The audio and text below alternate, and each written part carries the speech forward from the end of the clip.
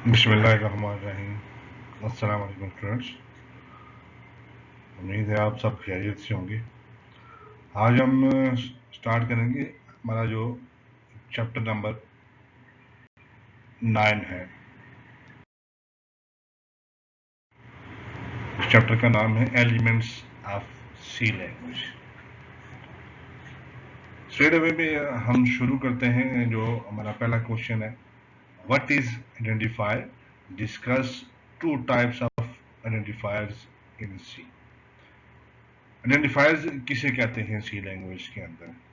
सबसे पहले हम इसकी डेफिनेशन देख लेते हैं कि आइडेंटिफायर क्या होता है। An identifier is the name given to the variable, constant, function और the label in the program that is called identifier. ठीक है, वेरिएबल क्या होते हैं, कांस्टेंट क्या होते हैं, फंक्शन क्या होते हैं, सी लैंग्वेज के अंदर हम आगे पढ़ेंगे।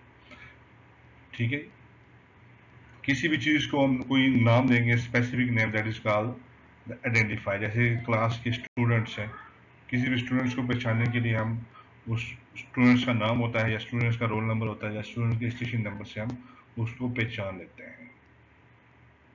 An identifier in C consists of 31 characters.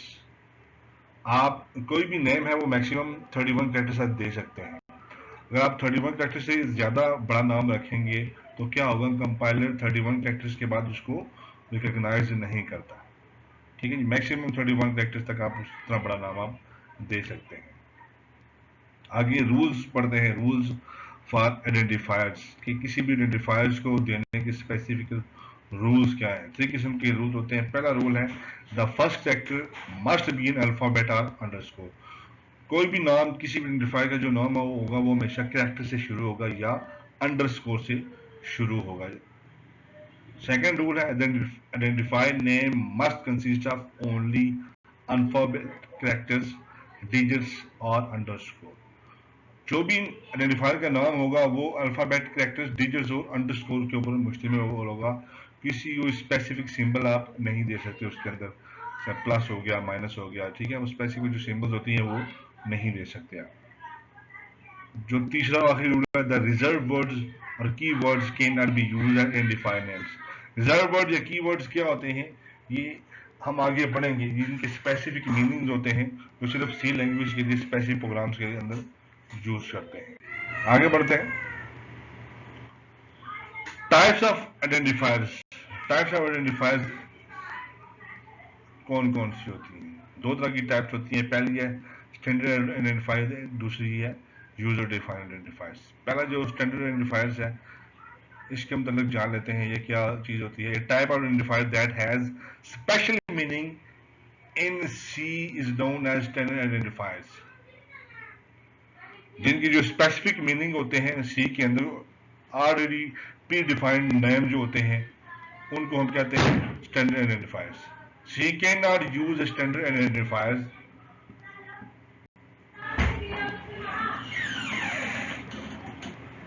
For its original purpose and it is redefined.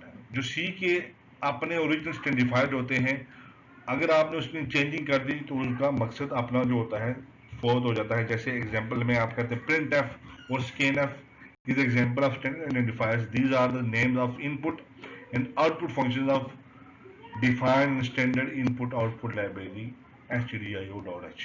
ठीक है, जो प्रिंट आउट और स्कैन एफ का जो स्टैंडर्ड के नेम और डेफिनेशंस स्टोर हुई होती हैं किसके अंदर, स्टैंडर्ड इनपुट आउटपुट जो हेडर फाइल होती हैं उसके अंदर स्टोर हुई होती है। ठीक है जी, इनको अगर हम चेंज करेंगे, हम चेंज तो नहीं कर सकते, चेंज करने की कोशिश करेंगे तो उनकी जो स्पेसिफिक मीनिंग्स होते हैं, प्रिंट एफ आउटपुट के लिए होता है, स्कैन एफ इनपुट के लिए होता है। जैसे हम प्रिंट एफ के मतलब तो हम पढ़ चुके हैं तकरीबन। आगे आते हैं यूजर डिफाइंड आइडेंटिफायर्स। जो कौन से आइडेंटिफायर्स होते हैं जी? Type of identifier that is defined by the programmer to access memory is known as user defined identifiers.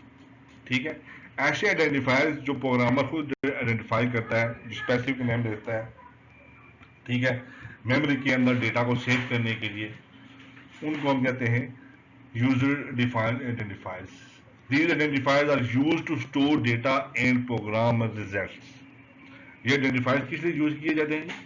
ये बेसिकली यूज किए जाते हैं कोई भी डेटा या प्रोग्राम के रिजल्ट को मेमोरी के अंदर स्टोर करने के लिए यूज किए जाते हैं। इसकी एग्जांपल क्या है?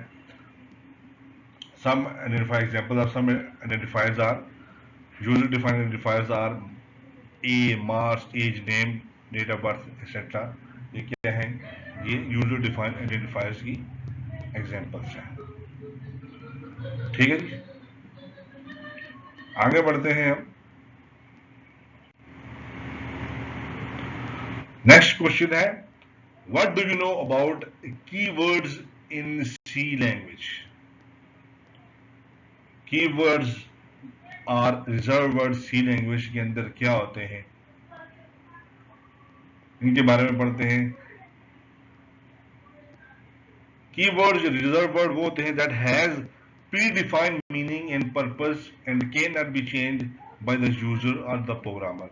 ऐसे वर्ड जिनके प्री डिफाइंड मीनिंग होते हैं, जिन लोगों ने सी लैंग्वेज इजाद की हुई है या बनाई हुई है, उन्होंने उसके प्री डिफाइंड मीनिंग डाले हुए हैं उसके अंदर। उसको ना तो कोई एक यूजर चेंज कर सकता है, ना ही प्रोग्रामर उनके मीनिंग को चेंज कर सकता है। अब ये कीवर्ड्स कौन कौन से होते हैं, कितने किस्म के होते हैं? कीवर्ड्स हमेशा जो होते हैं लोअर केस में लिखे जाते हैं, वो 32 कीवर्ड होते हैं सी लैंग्वेज के अंदर। कौन कौन से हैं ये आपको नजर आ रहे हैं? ऑटो है, ब्रेक है, केस है, कैरेक्टर है। अब इनमें के में हम कौन कौन से पढ़ेंगे मैं बताता जाता हूं। जो हम पढ़ेंगे साथ साथ मैं बता दूं, हम ब्रेक पढ़ेंगे, केस, कैरेक्टर, कॉन्स्ट पढ़ेंगे, हम कंटिन्यू, डिफॉल्ट, डू पढ़ेंगे, हम डबल, एल्स, इनम ये नहीं पढ़ेंगे, हम एक्सटर्नल ये भी नहीं पढ़ेंगे, फ्लोट पढ़ेंगे, for, go to, if, integer, ठीक है जी, लॉन्ग पढ़ेंगे हम, रिटर्न, साइज ऑफ भी है, स्विच, अनसाइंड, वाइड और वाइड, ये इतने हम पढ़ेंगे। बाकी जो है वो आपके कोर्स के अंदर नहीं है। जो जो जिनको मैंने हाईलाइट किया है ये आपके कोर्स के अंदर मौजूद है। ये इतने कीवर्ड्स होते हैं, 32 कीवर्ड्स होते हैं। आगे बढ़ते हैं जी। नेक्स्ट क्वेश्चन है, what is variable? Explain it's purpose. Variable को आपने लाजमी समझना है। वेरिएबल के बगैर कोई भी प्रोग्राम हमारा चल नहीं सकता, मतलब बना नहीं सकते हम इसको प्रोग्राम, क्योंकि प्रोग्राम को चलाने के लिए वेरिएबल या रन करने के लिए या बनाने के लिए कोई भी सॉफ्टवेयर या कोई भी सिंपल प्रोग्राम बनाने के लिए वेरिएबल लाजमी चाहिए होता है। अब वेरिएबल क्या चीज होती है, इसकी डेफिनेशन है, a variable is a named memory location used to store data whose value is change during the execution of program. Variable जब हम डिफाइन करते हैं सी प्रोग्राम के अंदर, हम क्या करते हैं कि हम मेमोरी के अंदर एक लोकेशन ले लेते हैं जिसके अंदर हम तो डेटा सेव कर सकते हैं और डेटा को मैनिपुलेट कर सकते हैं, और उसकी वैल्यू है जब भी हम प्रोग्राम में एग्जीक्यूट करते हैं उसकी वैल्यू चेंज हो सकती है। बट वेरिएबल का नेम जो है during the execution of program हम चेंज नहीं कर सकते। जैसे हम कंट्रोल F9 करके प्रोग्राम को एग्जीक्यूट करते हैं, उस दौरान उसकी वैल्यू तो हम चेंज कर सकते हैं, लेकिन उसका नेम वेरिएबल का चेंज नहीं कर सकते। अब वेरिएबल का पर्पस क्या है? The variables are created in the RAM. Variables को बनाया जाता है, पहले पर्पस मैंने बता दिया आपको। रैम के अंदर क्रिएट किया जाता है, किस लिए किया जाता है? Data store in variables in temporary, because RAM is temporary storage location. अब वेरिएबल्स आपको पता है कि हम बनाते हैं कि रैम के अंदर, रैम क्या है? ये टेम्परेरी स्टोरेज लोकेशन होती है, इसलिए the data store in variables automatically removed when a program ends. जैसे हम प्रोग्राम बंद करके वापस हम प्रोग्राम से बाहर आते हैं तो जो डेटा वेरिएबल्स के अंदर स्टोर हुआ होता है वो भी खत्म हो जाता है। ये वेरिएबल्स की आप एग्जांपल दे सकते हैं। वेरिएबल्स आगे हम डिटेल में पढ़ेंगे, पीछे उसकी वेरिएबल्स की हमको बेसिकली डेटा टाइप देनी पड़ती है। ये इंटीजर जो है नजर आ रहा है आपको, ये क्या है? ये इसकी डेटा टाइप है। एज क्या है? ये इसका वेरिएबल का नेम है, और इज इक्वल टू करके हम जब हम 20 देते हैं, 20 is the value of that variable. As नाम का इंटीजर टाइप का वेरिएबल है, उसकी वैल्यू क्या है 20। ठीक है जी, ये वेरिएबल हम यूज करते रहते हैं किसके अंदर, प्रोग्राम के अंदर। आगे बढ़ते हैं, आप पढ़ते हैं what is a variable declaration, explain with example. पहले हम जान लेते हैं कि वेरिएबल डिक्लेरेशन किसे कहा जाता है। The process of specifying the variable name and it's type is called variable declaration. जैसे पीछे मैंने आपको बताया, हम वेरिएबल का क्या कहते हैं, जब हम नेम देते हैं, सपोज एक वेरिएबल है, मैं दे देता हूं यहां पे, मैं देता हूं एज। एज एक क्या है,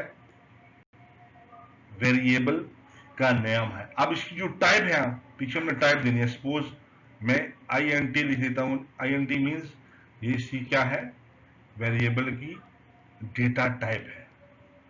ठीक है, एज क्या है, इंटीजर टाइप का वेरिएबल है, इसको हम इस तरह पढ़ेंगे। ठीक है जी, इसकी डेफिनेशन आपको समझ आ गई होगी वेरिएबल डिक्लेरेशन की। आप इसको एक्सप्लेन करते हैं। A program can have many variables as needed. जितने भी एक प्रोग्राम के अंदर बहुत सारे वेरिएबल हम दे सकते हैं, जितने हमें चाहिए होते हैं, दरकार होते हैं, जितने भी हमें प्रोग्राम के अंदर चाहिए। उसके बाद है variable must be declared anyway in the program before they are use in the program. Variable को यूज करने के लिए वेरिएबल को डिक्लेयर किया जाता है। अगर आपने इसको यूज करना है तो सबसे पहले आपने डिक्लेयर करना। सपोज आप एज वेरिएबल यूज कर रहे हैं, लेकिन आप इसको डिक्लेयर नहीं किया ऊपर, तो कंपाइलर क्या कहेगा, वो एरर दे देगा। जैसे अभी मैंने आपको डिक्लेरेशन का प्रोसेस बता दिया कि कैसे डिक्लेयर करते हैं उसको। आगे बढ़ते हैं, variable declaration provides information to the compiler about the variable. जैसे आप वेरिएबल को डिक्लेयर करते हैं तो क्या होता है, कंपाइलर ऑटोमेटिकली उसकी डिक्लेरेशन को समझ लेता है। The compiler uses the declaration to determine how much memory is needed for each variable. आप जैसे ही वेरिएबल देते हैं तो वेरिएबल की जो वैल्यू होती है, जो मेमोरी लोकेशन होती है, वो डिक्लेरेशन अपना कंपाइलर खुद बहुत समझ लेता है कि ये इसको कितनी मेमोरी देनी है। आप different type of data required different amount of memory. आप डिफरेंट टाइप का डेटा, उसके लिए डिफरेंट टाइप की मेमोरी चाहिए होती है। जिस तरह अब इंटीजर टाइप का डेटा हमने पढ़ा है, डेटा इंटीजर टाइप का डेटा कौन सा होता है, 1 2 3 जो डिजिट होते हैं उनको हम इंटीजर टाइप का डेटा कहते हैं। जो होते हैं ABC उनको हम कैरेक्टर टाइप का डेटा कहते हैं। ठीक है, सिंगल कैरेक्टर में। ठीक है, अब इंटीजर जो होता है वो बेसिकली 2 बाइट लेता है मेमोरी के अंदर, और सिंगल कैरेक्टर होता है 1 बाइट लेता है मेमोरी के अंदर। The required number of bytes allocated when A variable is declared. जैसे ही हम वेरिएबल को डिक्लेयर करते हैं तो वो क्या होता है कि मेमोरी के अंदर कंपाइलर उसके बाइट एलोकेट कर देता है। For example, integer required 2 bytes and character variable required 1 byte in the memory. When a variable is declared, its data type cannot be changed during the program execution. सबसे पहले बात है कि जैसे ही हम वेरिएबल को डिक्लेयर कर लेते हैं कहां पे, मेमोरी के अंदर, तो फिर क्या होता है कि हम उसकी नेम, उसकी डेटा टाइप को हम चेंज नहीं कर सकते during the execution of program. ठीक है, जब हम कंट्रोल F9 करते हैं, कंट्रोल F9 करने के बाद उसकी हम डेटा टाइप चेंज नहीं कर सकते। 9th point, however the value of variable can be changed during execution of program. अब वेरिएबल की वैल्यू हम आराम चेंज कर सकते हैं। जैसे ही हम कंट्रोल F9 करते हैं, वो कहते हैं कि इंटर योर एज। आप एज डिफरेंट होती है, आप हर दफा एज हर बंदे की जो पूछता है हम डाल सकते हैं, डिफरेंट एज हर डिफरेंट टाइम पे हम दे सकते हैं उसकी। ठीक है,